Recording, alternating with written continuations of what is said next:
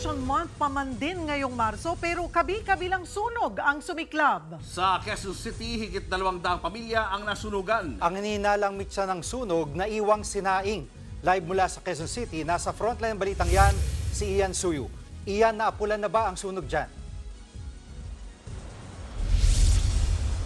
Jiggy, inabot nga ng halos 7 oras ng pag-apula bago tuluyang magdeklara ng fire out ang mga tauhan ng Bureau of Fire Protection Quezon City matapos sumiklab ang isang sunog dito sa Barangay UP Campus kaninang umaga. Pasado alas 9 ng umaga nang mabulabog ng malaking apoy ang mga residente ng Pook Daang Tubo sa Barangay UP Campus. Kitang-kita ang maitim na usok ang mga residente. Kanya-kanyang diskarte sa pagsalba ng kani-kanilang gamit. Si Gilly Alegarme, nakuha pa ang timbang naglalaman ng mga inipong barya. Ito, yan na lang yung pangkain namin. Nililisan.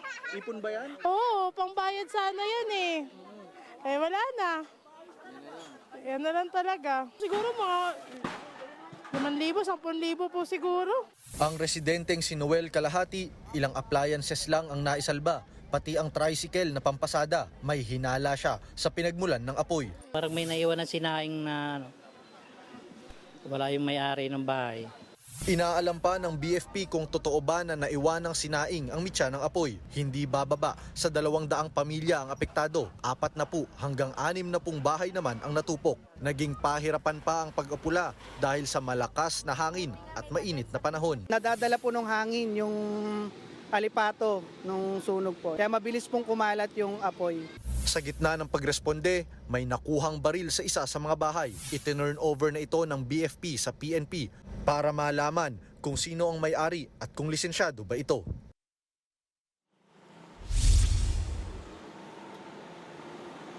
Jiggy, sa ngayon nga, nagsasagawa na ng evacuation center ang mga tauhan ng Quezon City LGU para pansamantalang tuluyan ng mga apektadong residente. At sa ngayon nga rin ay mismong Fire Prevention Month ngayong Marso, kaya paalala ng BFP sa mga residente natin at sa mga kapatid, maging maingat po at huwag hayaang iwang nakasaksak ang mga appliances kung hindi naman gagamitin at kung aalis ng bahay.